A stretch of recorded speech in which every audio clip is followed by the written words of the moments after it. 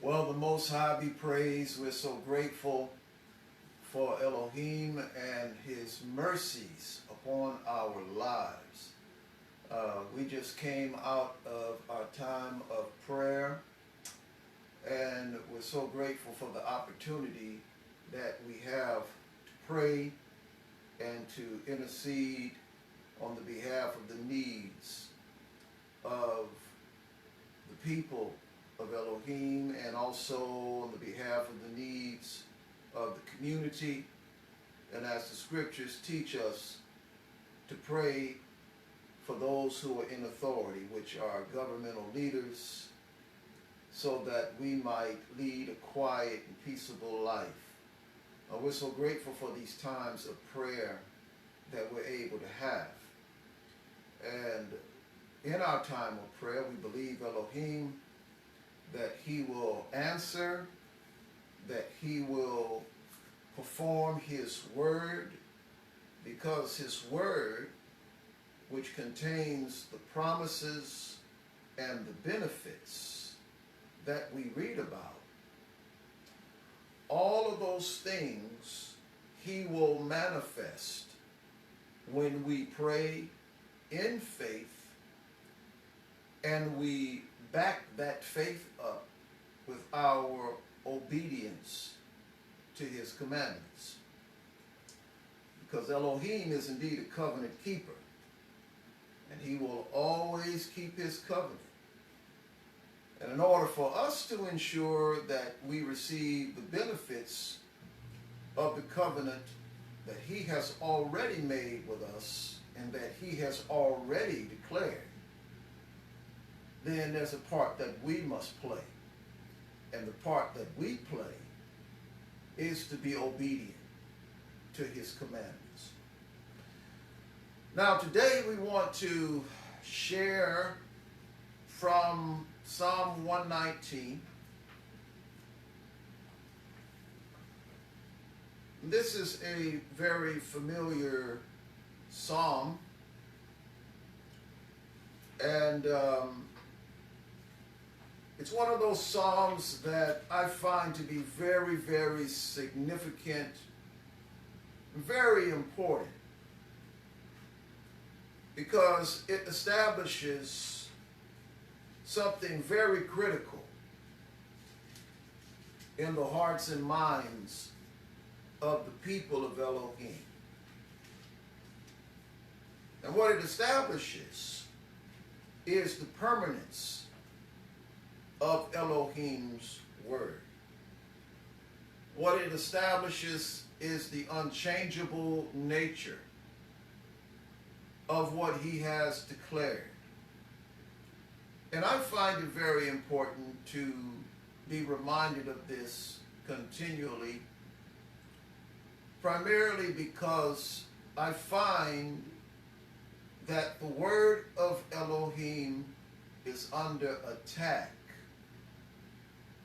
The purity of the word is under attack. The initial intent of the Creator in revealing His plans, His purposes, and His desire for His creation is all under attack. And it's not something that just began all of a sudden, but it has been under attack since the creation of the first man and first woman.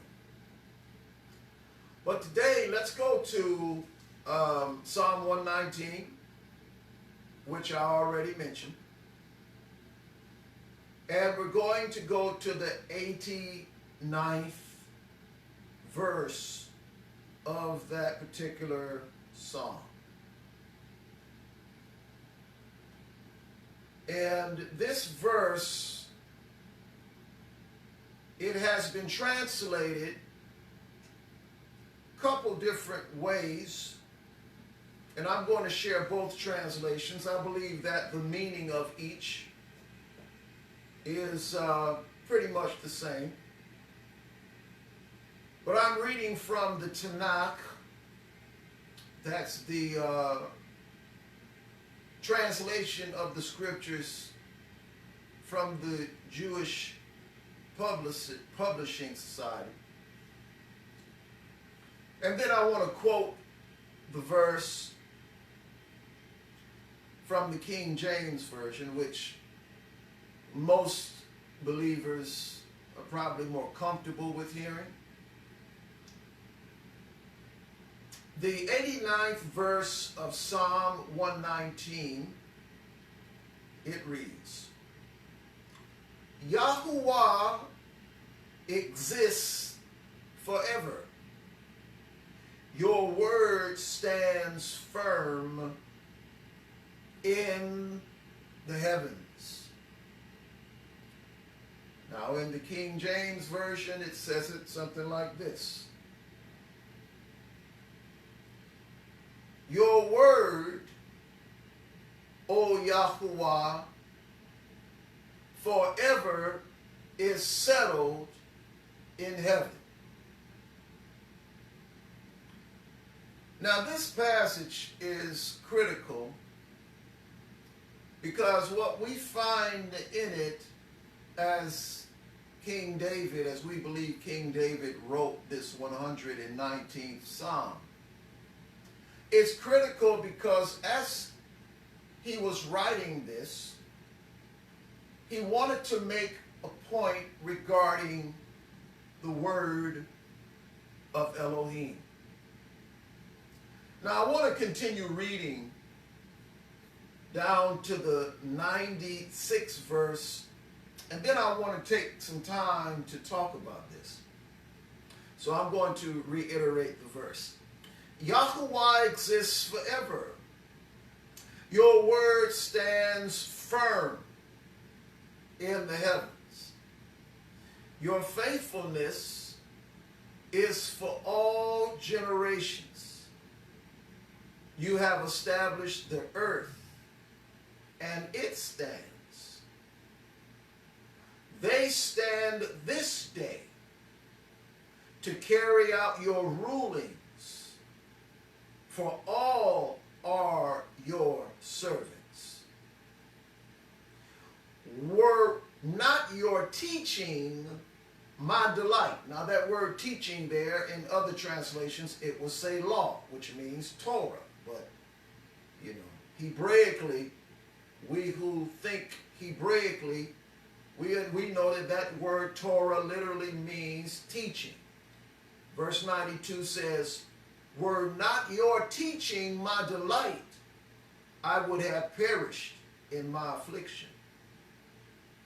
I will never neglect your precepts, for you have preserved my life through them. I am yours, save me, for I have turned to your precepts. The wicked hope to destroy me, but I ponder your decrees. I have seen that all things have their limit, but your commandment is broad beyond measure. Now, in this section of Psalm 119, and this particular psalm is under the heading called Lamed. Lamed is the Hebrew letter that represents a shepherd's staff. Each one of these sections in the 119th Psalm has a Hebrew letter heading. This particular one, when we think of Lamed, we think of authority, because the Lamed, being the shepherd's staff, represents authority. It represents the shepherd who guides and watches over the sheep. And so we can see that there is somewhat of a theme here when we look at this portion of Psalm 119. As I mentioned, in all of these sections that contain 8 verses in Psalm 119, David is writing about some aspect of the Word. He is writing about some aspect of the Devar Elohim. And I need to reiterate this, that anytime we are talking about the Word of Elohim, that the Word of Elohim contains what can be called commandments, statutes, or laws, decrees, which are rulings, testimonies.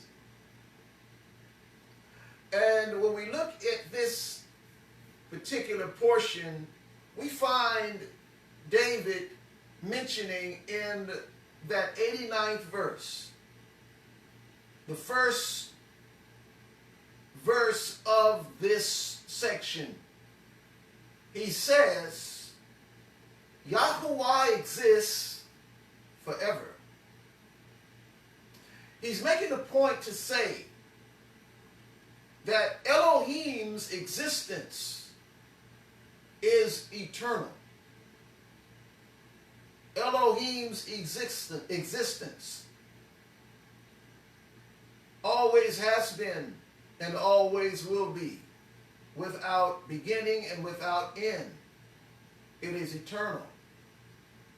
And as he establishes the eternal nature of the Creator, he is also establishing the eternal nature of his Word.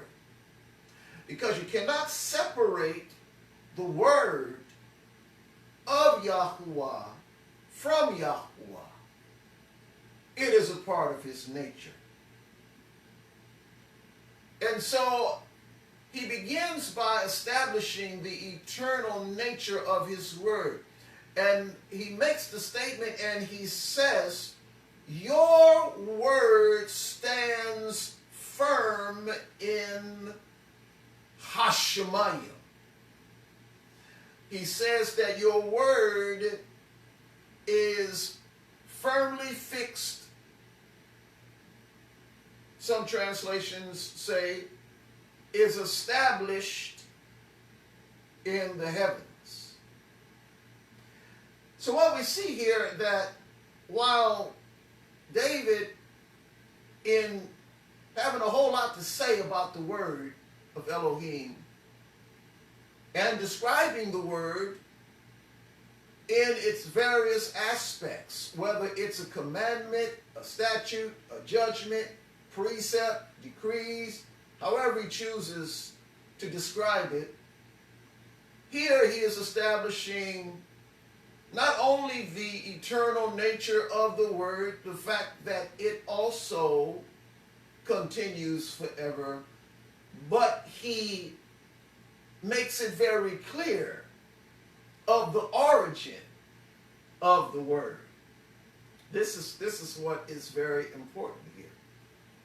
One might say, why is it important to specify the origin of the Word? Why is that? The reason why it's important to specify the origin of the Word is because if we were to specify the origin or the beginning of Elohim giving instruction to his creation, if we were to specify that the beginning of Elohim instructing his creation occurred in the earth, if we are to say that the origin of his Word began here in the earth, then we would probably deduce that the need for the word of Elohim was only for those who live in the earth. But the writer here does not say that your word is firmly fixed in the earth. He doesn't say that the word of Yahuwah is established in the earth. While it is true that he wants his word to be established in the earth, and it will happen, because as Yahshua, in teaching us to pray, he said, your kingdom come, your will be done on earth, just as it is in the Hashemayim, or in the heavens. So we do know that it is the will of Elohim that his word be established in the earth. But the writer here does not speak with reference to the earth being the place of origin of where Elohim's word comes from or is established. He says, immediately after he establishes the eternal nature of Yahuwah, he says that your word is firmly fixed in the heavens. The reason why this is so is because David, as well as many of our ancient ancestors of that time, understood that the word of the Almighty originated in the heavens, which means that his word is before Adam, before creation. His word not only has an impact on his creation here on the earth, but his word has an impact on all created beings in the heavens that he made. So his word has been given for all of creation, not just those of us here that's living on the earth. And because the origin of his word is from heaven, seeing that David said it's established in the heavens, firmly fixed in the heavens. So the reference point of the word is not with Moses.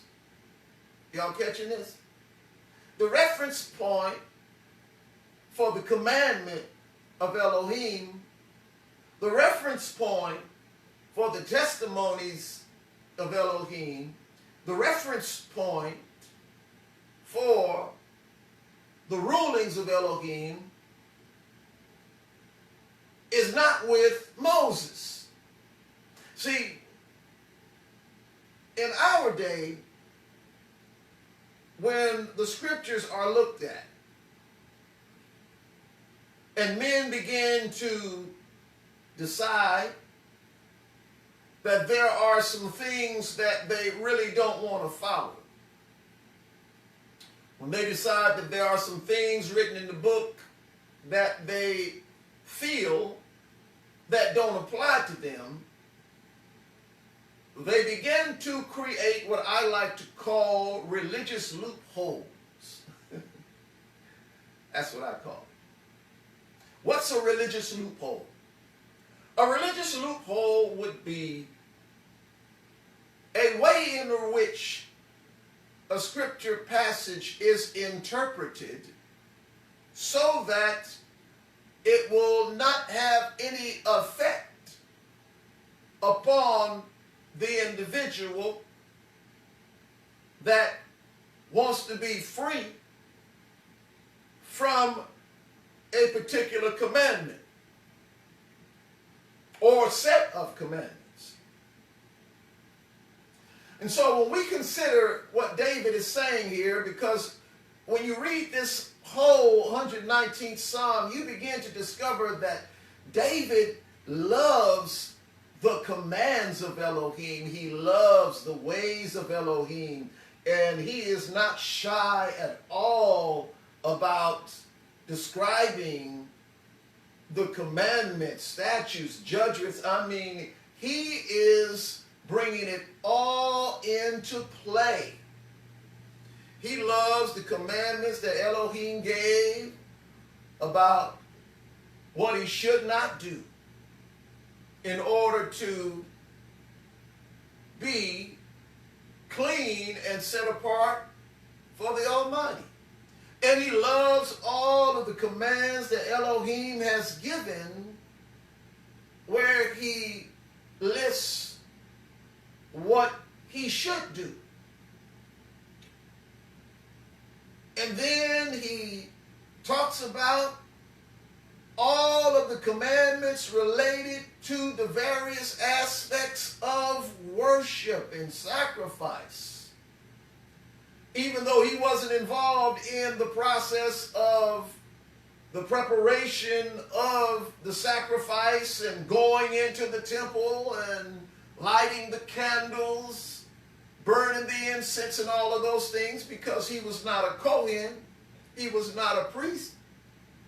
Yet he loved everything about the ways of the Creator.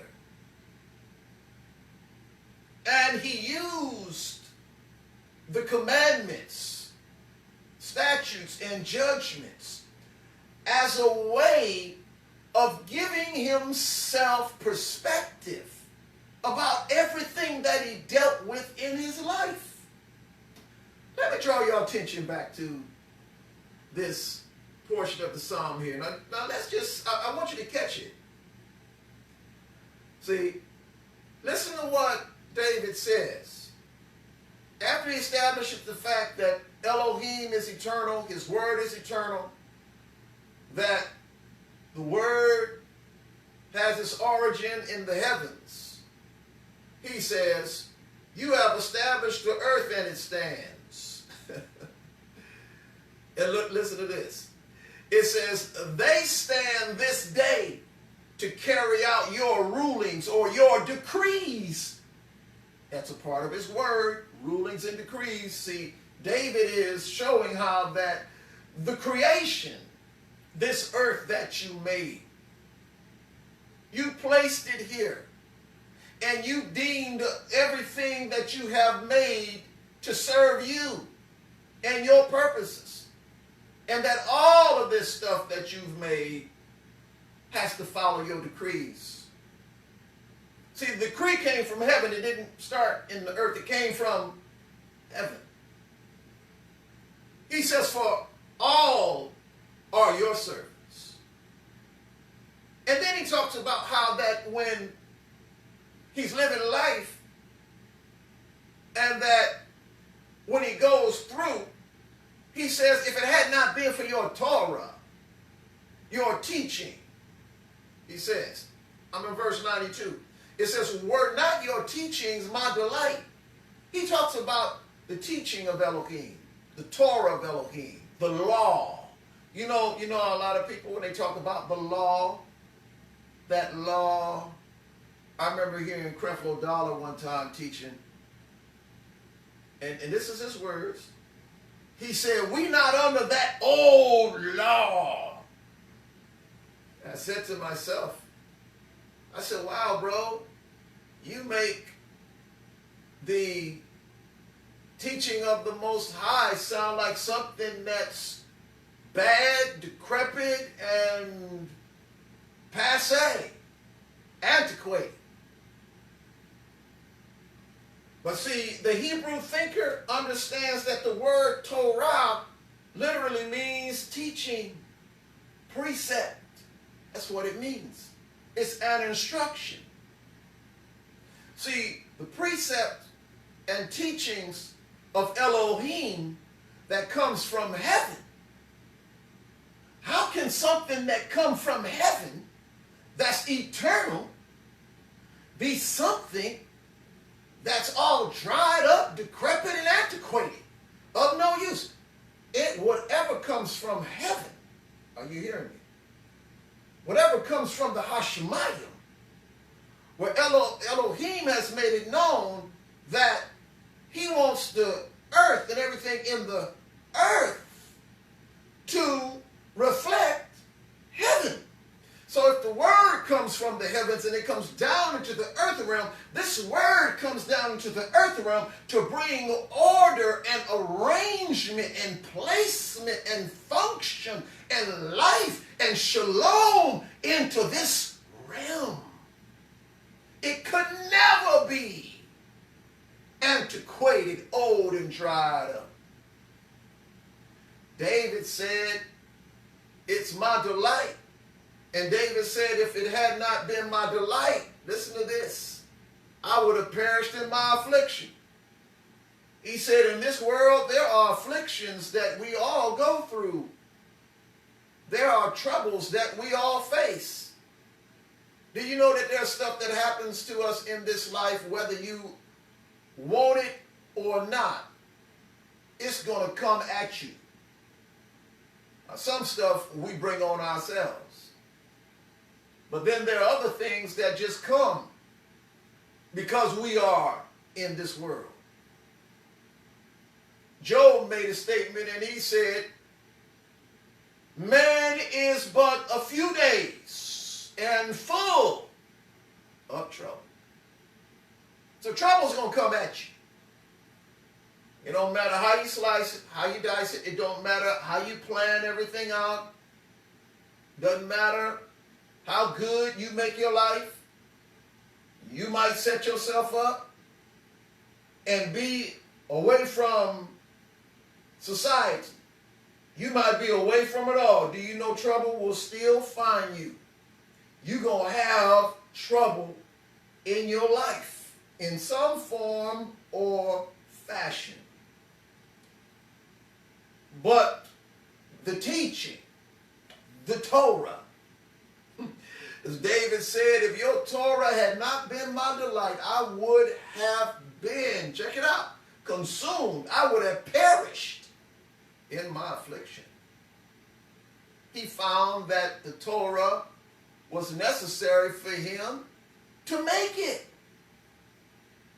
He found that the teaching of Elohim was necessary to be able to survive in a world of affliction. This is David's words. He says, I will never neglect your precepts. And there we get that word precepts there. That word precepts is also associated with Torah.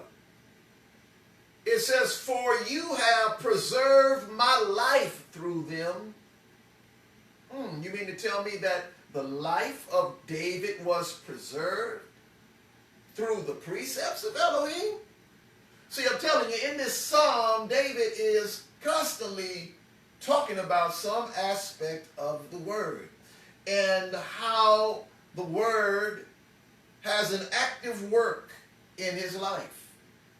How the teaching of Elohim plays a critical role in keeping him, sustaining him, maintaining his joy. I want you to get this. It says, I am yours, save me, for I have turned to your precepts.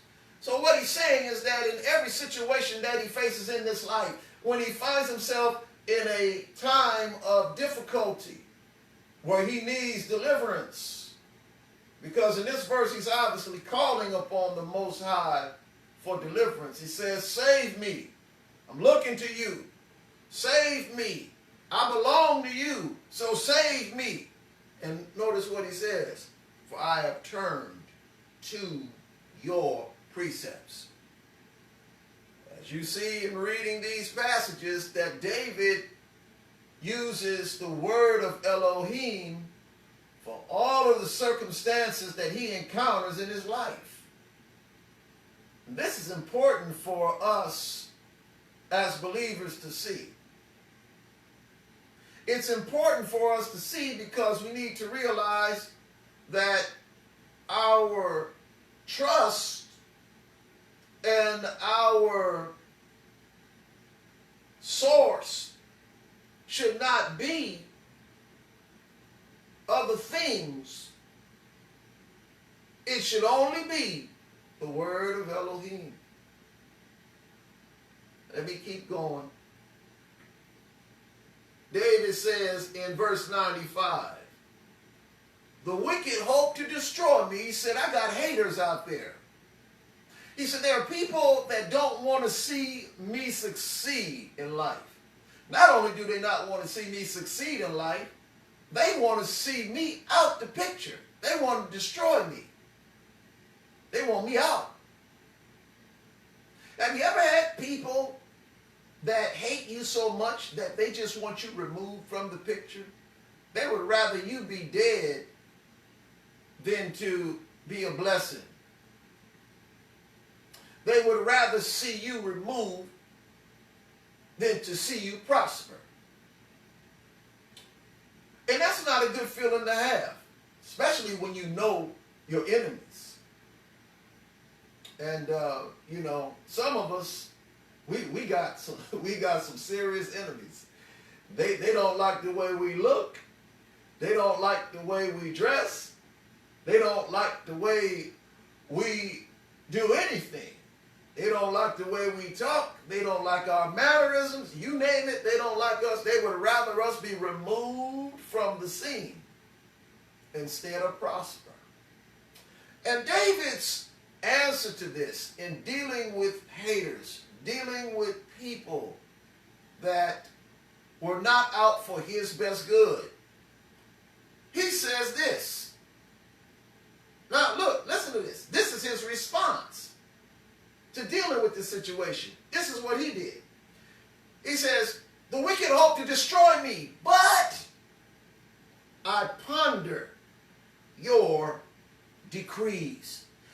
So wait a minute. So you're telling me while David is dealing with people hating on him, people wanting to see his destruction, people not wanting him to succeed or prosper in life, the way he chooses to deal with it is to go and ponder. Ponder means to think about something, to meditate on something.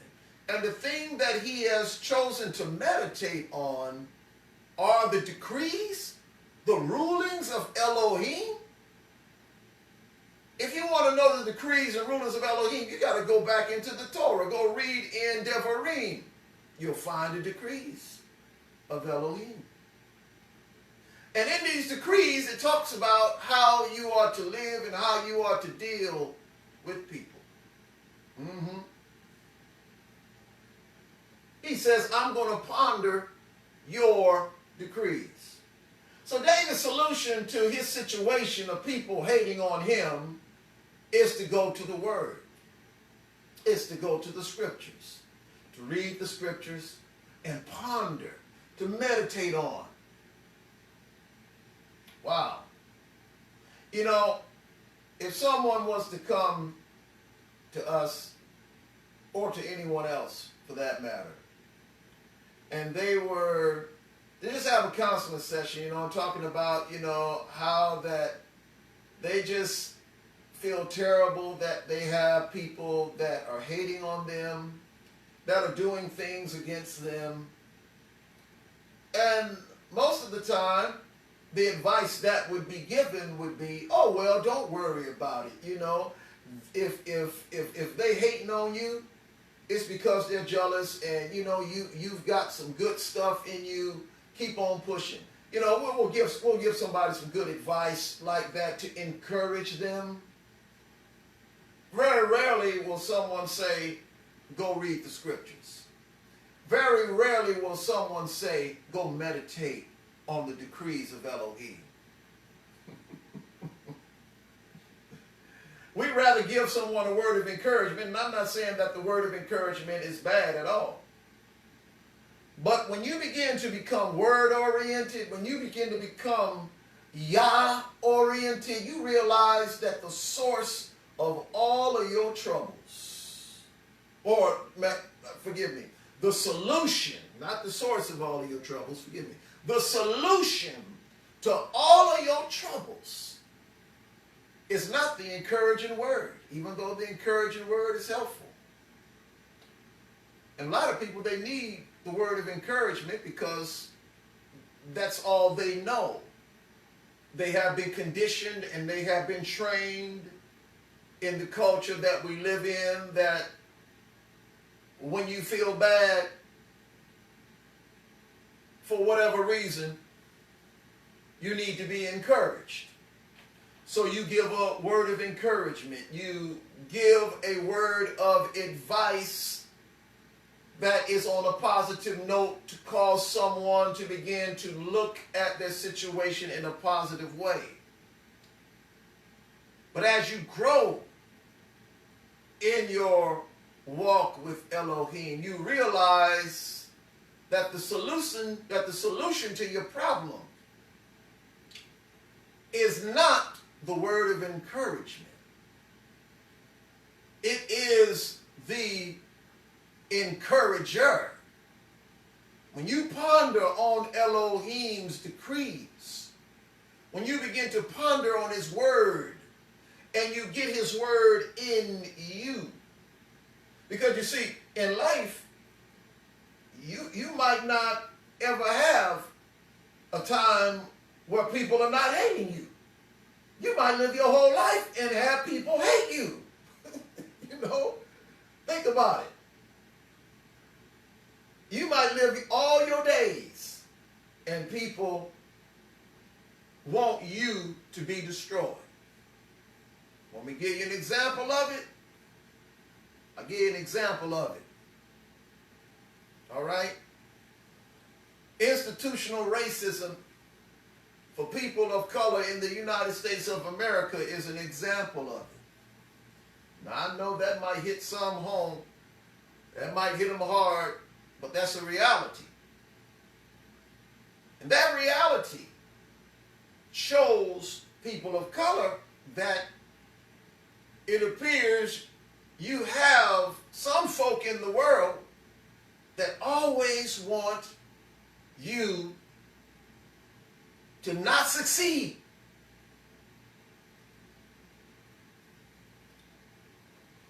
And you know, especially in this nation we're in today,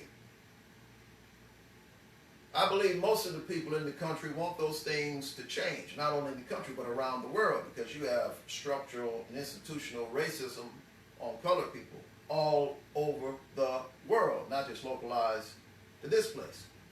But that's just an example of how you can have haters for the rest of your days. And so it doesn't matter what word of encouragement may come. You will still have somebody hating you. Now, this is not something that we would want to see continue, but it is a present reality, that's for sure. But the word of Elohim, the teaching of Elohim, the decrees of Elohim, when you ponder on those decrees, it puts you in a position where you begin to understand that it doesn't matter what people think or feel about you. What matters is that you have a job and a service to perform to the creator of the universe. As we read earlier in this psalm, in verse 9, it says that they stand this day to carry out your rulings, for all are your servants.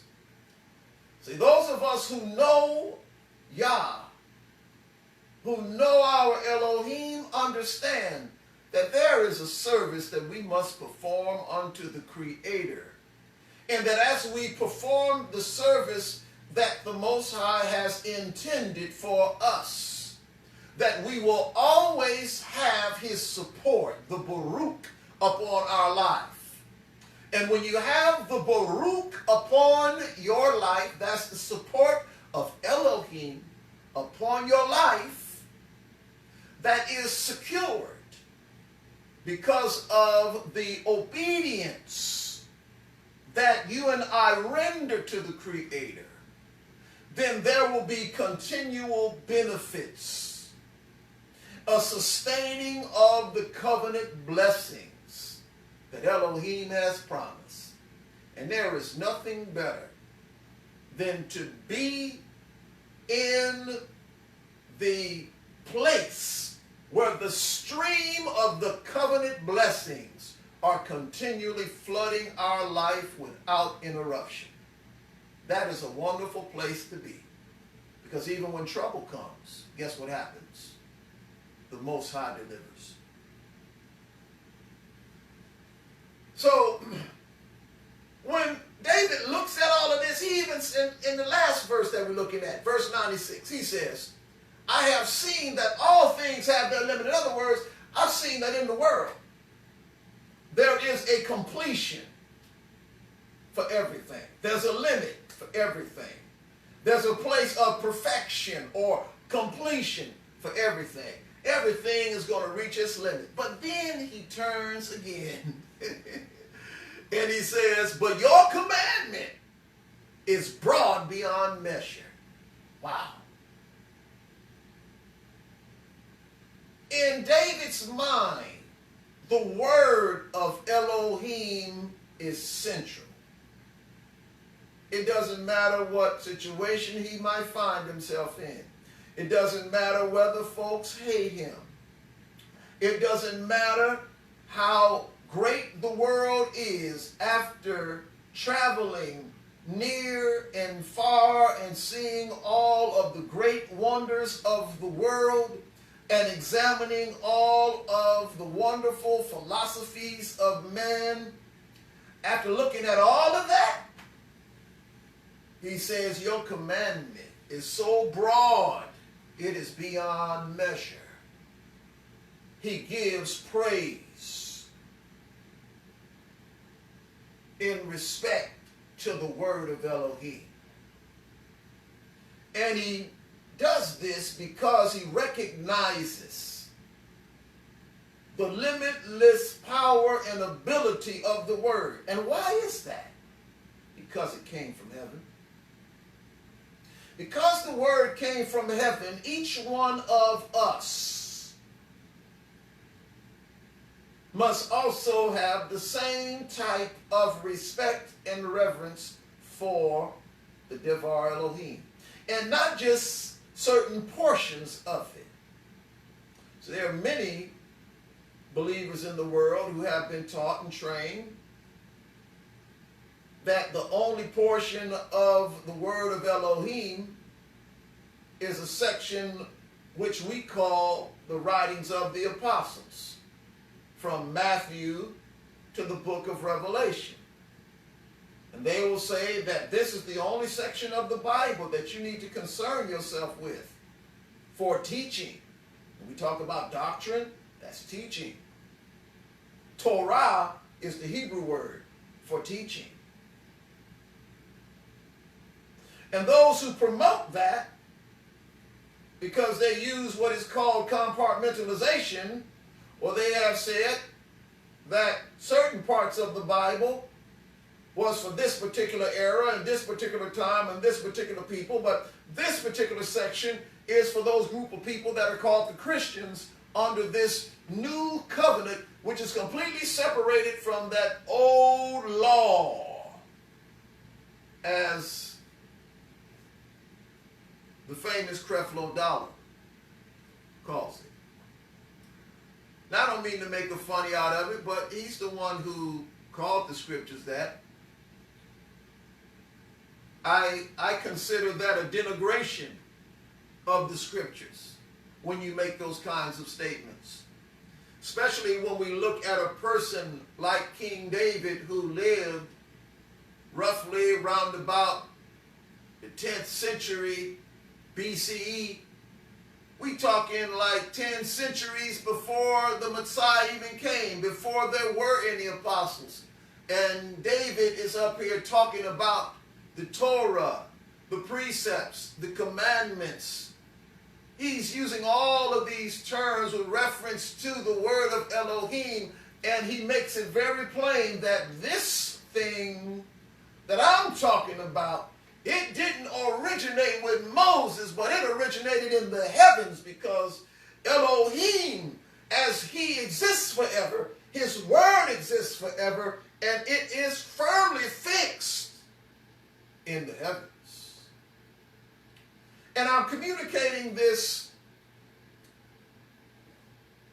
with excitement because I want us as the people of the Most High to understand that we must also come in agreement with this truth. See, you can't come in agreement with this truth and then employ compartmentalization on the Bible. Compartmentalization, that's just simply taking the Bible, breaking it up into sections and saying this piece is for this time, this piece is for this group of people, and this piece is for these people that live after the coming of Yahshua. No. Messiah and the apostles never saw the Bible like that. Messiah and the apostles never viewed the Bible like that. They never broke the Bible up in pieces. To them, it was all one revelation of Elohim to man. And so, it's important that we really nail down this truth. The origin of the word is from heaven. The commandments that Elohim gave were from heaven. It was codified with Moses. The Almighty reinstituted it through Moses. But it originated in heaven, and it was given to man. There's a place in the scripture where the Almighty was referring to Abraham, and he said, I know that Abraham will teach his children my Torah. See the term Torah? That word Torah was already mentioned before there was a Moses. Abraham knew about the Torah of Elohim. Because Elohim said, I know that Abraham will teach his children my Torah. When we read the Bible and we start looking at how Jacob, when he had his encounters with the Most High, and he said to the Most High, he said, of everything that you give me, I'm going to give you a tenth. How did Jacob know about the tenth or the tithe? How did he know about that? Because his granddaddy Abraham taught it to his father Yitzhak, Isaac. And let me back it up even further. How did Abraham know that after he had won those spoils from the great battle of the kings, how did he know to go to Jerusalem? It was called Salem back then. How did he know to go and stop by the Melchizedek? How did he know to go there and stop by the Melchizedek and give the tithe? Where did Abraham learn that from? Because y'all know the tithe is also a part of the Torah commands that Moses wrote down. How did he know about that? See, that's just an example. Just an example. But it's important that we understand that the origin of the word is from heaven. And because it is from heaven, it remains and it will continue forever. That's why when Yahshua comes, if you read over in Zechariah chapter 14, it talks about that there will be a reestablishment of the whole kingdom of Israel. There will be a temple, sacrifice and offering, Feast of Tabernacles. Now, it doesn't give all of the details, but it alludes to it because it says that whatever person or nation that does not come up to Jerusalem to celebrate the Feast of Tabernacles, well, see, there's your indication that what we are going to be going into when Yahshua comes and he establishes his kingdom in Jerusalem, we call it the millennial kingdom. When that happens, there will be the feast that will be celebrated. So everybody who is not celebrating the Feast of Yah right now because you don't believe that it's for you,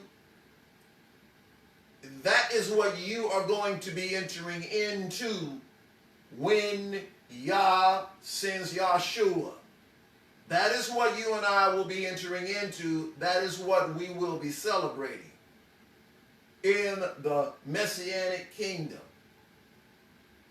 We're going to be keeping the Torah. We're going to be coming to Jerusalem on the Sabbaths and on the new moons according to the last chapter of Isaiah.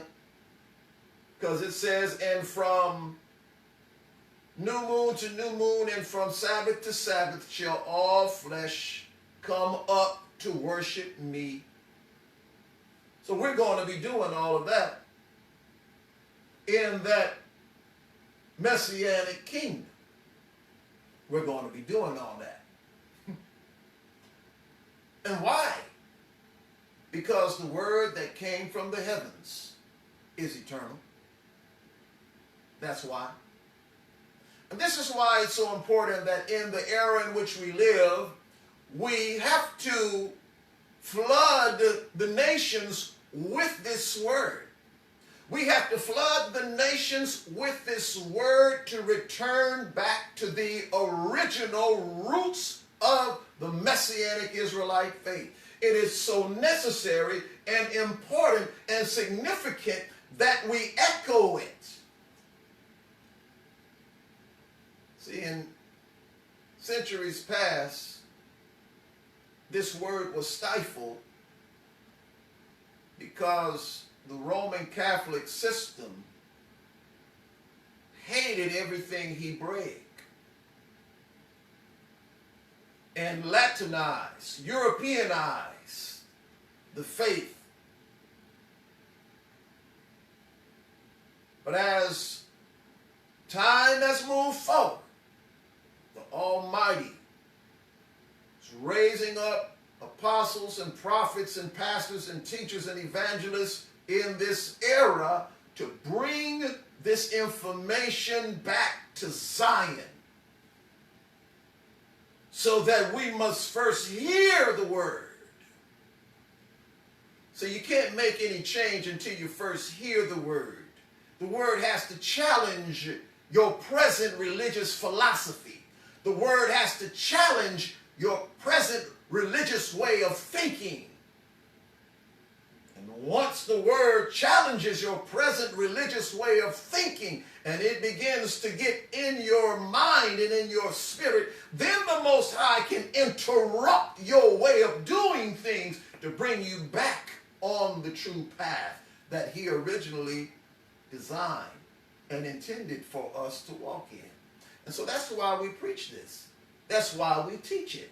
That's why we do our best to try to bring out information and bring out history and bring out as many resources as we possibly can to try to help you that don't quite understand it to be able to see where changes took place centuries ago and brought Zion to a place of understanding the word differently than how it was originally given to us.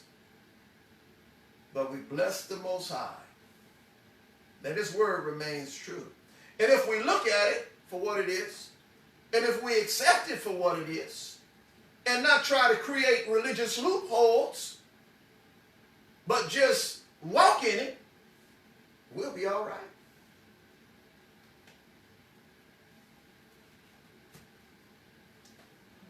I hope that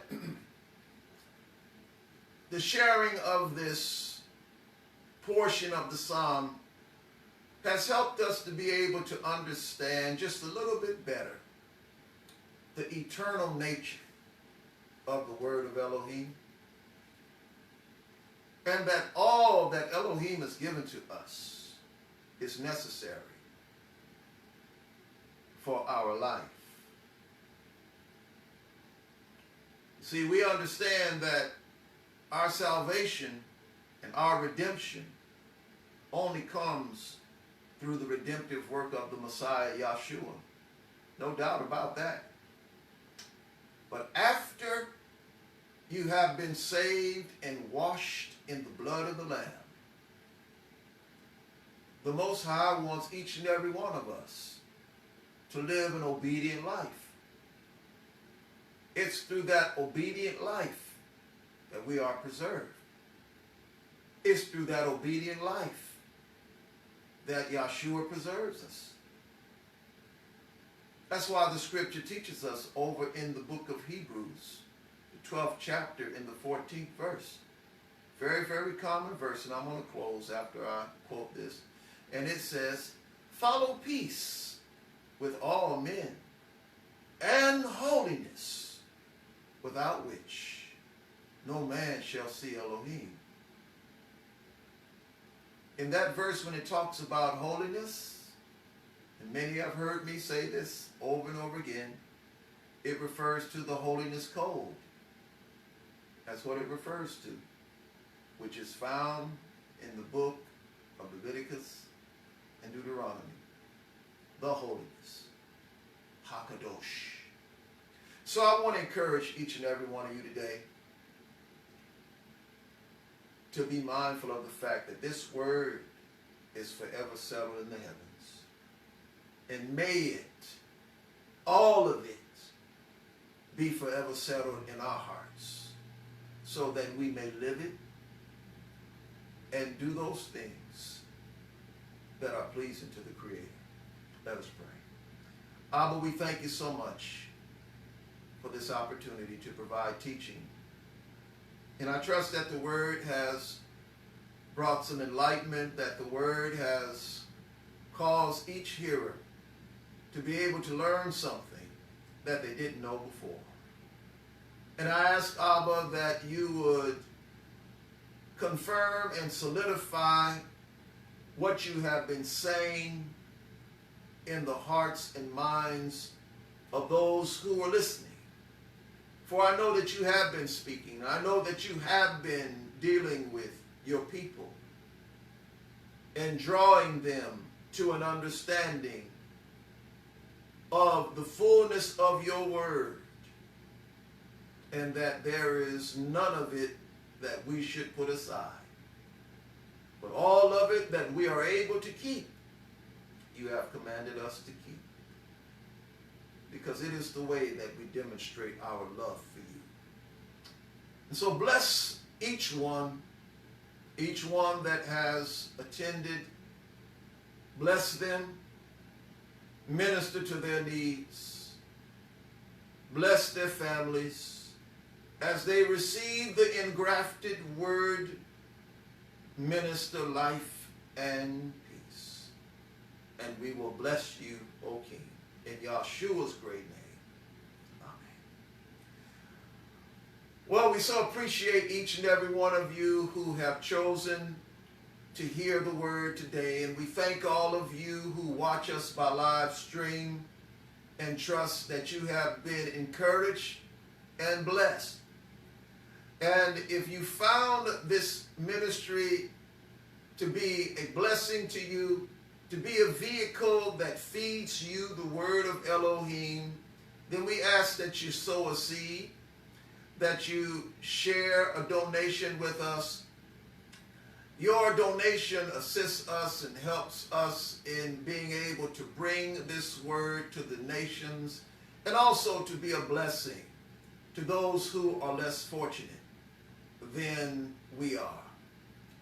And if you want to share a donation of any amount, please go to our website, www.ncmmi.20m.com, and you can click on our donate button there and share with us, or you can share by Cash App.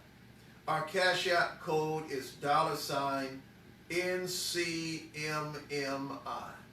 I want to say thank you to all of you who have been such a tremendous blessing in giving and supporting the work of Elohim here at Messiah Tabernacle. We thank the Most High for each and every one of you. As of late, we've been able to assist one of our ministries in Kisii, Kenya, and also in the Philippines, in Guinea-Baton, where they had experienced natural disaster out there, where there was a typhoon and also a volcano had erupted. So they had some damage to a great deal of property there. And so we were able to do what we could to help our ministries there. And we thank you so much who have helped to contribute and to support. And we want to also remind each and every one of you that the new moon came a couple days ago, and so we are in the 9th month of our Hebrew Israelite calendar, and we are looking forward to the Feast of Dedication, commonly called Hanukkah. Hanukkah begins on the 25th of this 9th month, and that corresponds with what we commonly would call December the 10th. So on December the 10th at sundown, that will be the first day of Hanukkah, the Feast of Dedication. And I just want to promote this, and I want to encourage each one of you, every believer in the Messiah, to celebrate the Feast of Dedication, Hanukkah, because it is significant to your faith. The Most High did something powerful on Hanukkah, the Feast of Dedication. And also, our Messiah Yeshua, he celebrated this same Feast of Dedication called Hanukkah.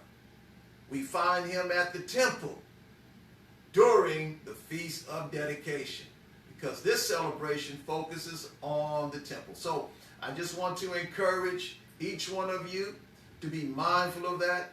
We have such a wonderful time of celebration during the Hanukkah season. And so we're looking forward to another wonderful season. Even though we have the situation with the pandemic, that's not going to stop us from glorifying the Most High, honoring him, and celebrating Hanukkah, the Feast of Dedication. So I just want to encourage each one of you to celebrate it. For those who are not familiar with it, you might not know how to celebrate it, begin to start looking up some information on Hanukkah. You can go to our website. We have some information on the subject, where it's called Hanukkah and its relationship to the Messiah. And our website, you've heard me give it, but I'll give it again, www.ncmmi.20m.com. Go to the link called the Written Word Library, and after you click on that, look for the article called Hanukkah and its relationship to the Messiah. Because when you read that, it talks about how Hanukkah is all tied into Yeshua. And that's important for us to understand, that we understand that piece and that link. Well, the Almighty be praised. Again, thank each and every one of you for watching and viewing. Shalom.